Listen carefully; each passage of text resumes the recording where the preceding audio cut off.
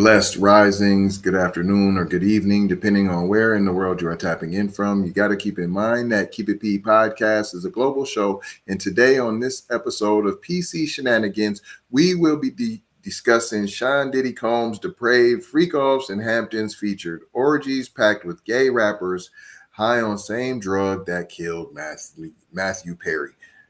Why are they doing this article? And because they want to get his name in there as many times as possible. I'm already telling you that's what we learned today here, boys and girls, cut and dry. There's no reason for this article. Where'd Matthew Perry come in at? He wasn't there.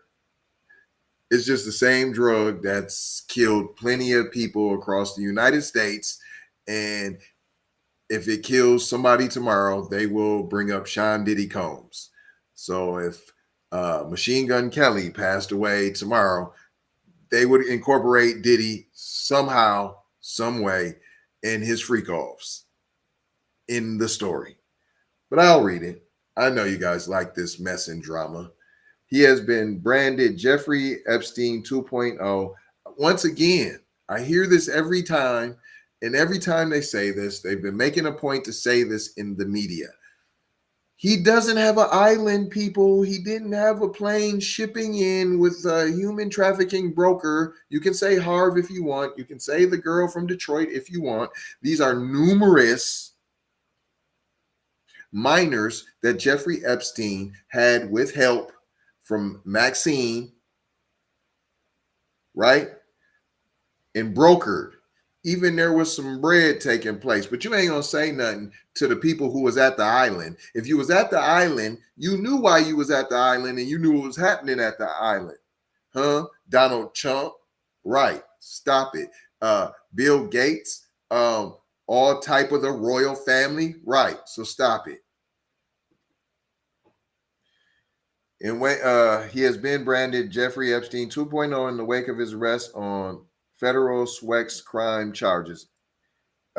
It's revealed Sean Diddy Combs allegedly held freak-offs in the East Hampton mansion featuring gay rappers high on ketamine, which is the same drug that killed Friends star Matthew Perry last year. There's another person who throws a white party freak-off every 4th of July in the Hamptons. He had Lil Baby being kissed by man, Little Baby in a man sandwich. But we ain't going to talk about that. Why? Why we ain't going to talk about Michael's annual July 4th Hamptons Whiteout Party? Why ain't we going to talk about that? Look it up. You can Google it, right? Okay. A drug dealer who claimed to have attended one of Diddy's alleged freak-offs said weird stuff was starting to happen. Celebrity guys humping each other. There were back bedrooms, and I was like in the inner sanctum. You'd see two people you would not think would be hooking up. Rappers, that's what was shocking to me. He added, I won't say names, but there were rappers that I immediately lost respect for and could not take seriously ever again, according to the drug dealer, the disgraced rapper and music mogul. They still don't say that about Weinstein. They still don't say that about McMahon. His documentary, Surviving McMahon, right? That's what it should be called. No, it's called Mr. McMahon. Mr. McMahon, right? He's defiant. He's a leader. Let's not talk about Donald Trump. Just grab him by the cooch when I hop on him. I hop on him and I grab him by the cooch, right? Right. So why is it just locker room talk for some, but then not locker room talk for others? How come others can be sued for the same type of sexual assaults, even lie about it, and then they can run for president? I'm trying to see what's going on here. Y'all say there's no racism. You always cry, he's racist, and reverse discrimination. But you never call out your own stuff, right? Okay, right. No accountability in the Neanderthal culture. Gotcha. It continues. The disgraced rapper and music mogul opened the door to his former East Hamptons mansion in only a robe before taking him through the party to a back bedroom to buy cocaine. So what? I opened the door in a robe. You don't see, hold on.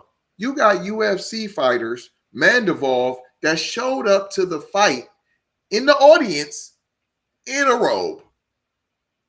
But no, I can't answer the door at my own house in a robe. What? But I can be a UFC fighter, Mandivolve. You can look it up. You can Google it. He wore a Versace black and gold robe to the fight in the audience. He's a spectator. He's in the audience. Right. He wore that out in public. But if you're black and you're at home and you answer your door in a robe, ooh, so that's freaky. He told the New York Post many people at the party, including a mix of female rappers and hookers, were high on ketamine and gamma dehydrate, GHB. The drug peddler, who acknowledged he did not see Diddy partake in any sexual activity at the alleged freak-off event, said, "That was when I got the F out of there." Diddy's 4,500 square foot East Hampton mansion, which he sold in 2020 for $4.7 million, was reportedly the same mansion the embattled recorded producer used for his annual white parties. Why y'all keep saying it's his annual white party and we're not going to talk about the Michael guy on July 4th in the Hamptons throws a white party? It's his party. Many of Hollywood's biggest stars regularly attend Diddy's parties, including the Kardashians, the Hilton sisters, Leonardo DiCaprio, Jay-Z, Beyonce, and Mariah Carey. Make sure y'all know those are the names that we're going after next. Some of them anyways. We'll try to get some. We want some other than others, you know, like the Hilton sisters. We might not get them. Leonardo DiCaprio, we might not get them. But we trying hard to get the Kardashians. We going to try hard to get Jay-Z. We going to try extra hard to get Jay-Z and Beyonce. And if we scoop up Mariah Carey in the mix, so be it. None of those celebrities were there the night of Post Insider alleged visit to sell the rapper cocaine. Diddy 54 was arrested, blah, blah, blah. 14-page federal indictment charged the hip-hop mogul with sex trafficking, racketeering, and transportation to engage in prostitution. I don't know. It's against the law, but why are y'all acting like people are against their will, though? Right? He's accused of forcing alleged victims to participate in elaborate and produced sex performances dubbed freak-offs. You just said they were prostitutes. Hookers. You call them hookers. Okay. Diddy is also accused of using drugs like cocaine, ketamine, and oxycodone to coerce and intimidate women to join the freak-offs. Did he slip it to him, or did you know you was taking it? So he's slipping the cocaine to everyone. He's slipping the ketamine to everyone. He slipped you the oxycodone and you didn't know. Or are people willingly adults taking these drugs that they know are bad and they know that they have, right? That we do know that these drugs have effects, right? That's why we're taking them, right? That's why you take a drug, right? For the effects, right? That's why even you drink the alcohol for the effects, right? Right, for the effects, right. And in doing so, right, some of these drugs have side effects. You might not be in your right state of mind, you think? You might do things you're not usually used to doing. So where's the coercion at? I coerced you, or were you more open? Were you more susceptible because you were high? You do have an option. I have an option. Hey, teacher, call on me. I have an option. Yes, you right there, sir. You young man. What would you like to say? Don't take the drugs. And once again, it was well known in those circles, in them communities, what Diddy was doing. Yet y'all still participated.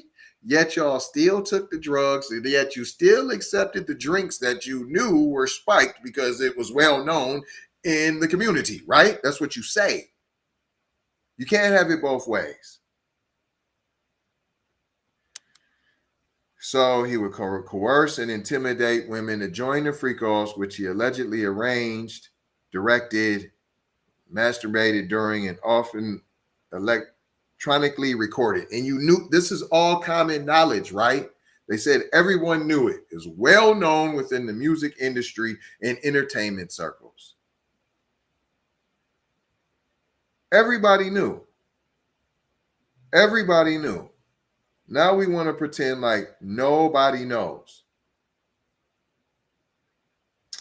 U.S. Attorney for the Southern District of New York, Damian Williams, during a press conference after the rapper's arrest and indictment, claimed the freak-offs would sometimes last days at a time and involved multiple commercial sex workers. They do this for a living. Commercially, not I occasionally, not I dip and dive a little bit. This is a side hustle for me, like driving Uber or Lyft. You know, I have a full-time job, but then on the side, I drive Uber and Lyft. Not the same. Not the same. Commercial. I do this on a regular basis at a high level. I'm more than likely good at what I do because I'm on the commercial level, meaning I do this all the time. This is a practice that I do all the time, people. Williams also alleged the freak-offs had been often involved a variety of narcotics such as ketamine, ecstasy, and GHB, which Diddy distributed to the sex workers to keep them obedient and compliant. You can say, no, I don't do that.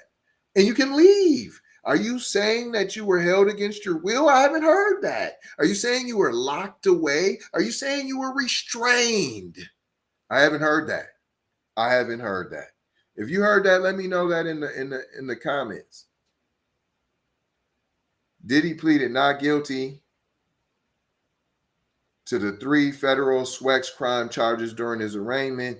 He is now sitting in pretrial detention on suicide watch. A federal judge rejected his $50 million bail proposal twice. $50 million. $50 million. Unheard of. You turned down the $50 million? Huh. Oh, I forgot he's Jeffrey Epstein 2.0, that he was trafficking in humans to a whole island procured for human trafficking. Yep, that's the same. The rapper's arrest and indictment have sent shockwaves through Hollywood. How's it shockwaves? I thought everybody knew. I thought it was common knowledge. Now it's shockwaves through Hollywood and the music world, and several celebrities, including his former mentee Justin Bieber, 30, are said to be thrown and disturbed by the SWEX crime allegations against Diddy. An insider after a video of Diddy and Bieber from 2009 resurfaced following the music mogul's arrest said Bieber is so disturbed by the Diddy news and is unwilling to process it or discuss it, so he has shut off. So many people who helped to make him who he is were very close to Diddy, and it has completely thrown him. Justin hasn't been responding on this since the home raids. He's not going to. Diddy's next court appearance was September 24th. What happened? Now, y'all ain't got no news on that. You ain't say what happened at his court appearance on the 24th. Don't nobody want to talk about that, because that would be maybe positive. Maybe that wouldn't be such salacious headlines.